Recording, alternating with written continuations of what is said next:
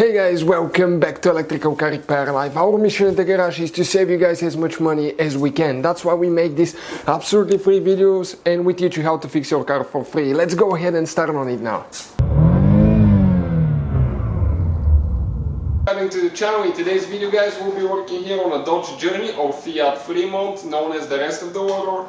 And we'll show you guys where to find the relay for the heater blower motor. So if your heater blower motor doesn't work guys, okay, I'm talking about the front one, not the rear one. The rear one is a separate thing. We'll show you where to find the relay now.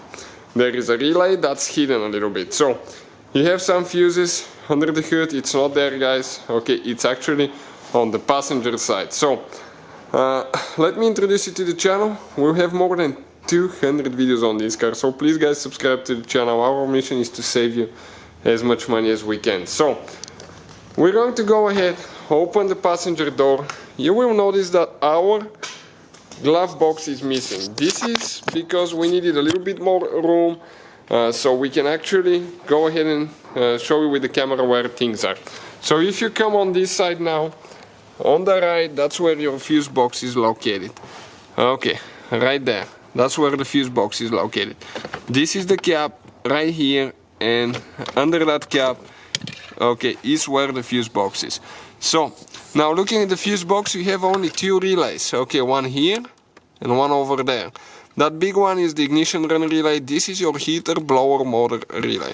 So if you need to replace it guys, just grab it, wiggle it. Okay, we'll have the relay listed in the description of the video below to see, okay, where we bought it from. So we'll show you guys where you can buy one from as well. I'll get the new one quick. Okay, and we'll go ahead and install it now.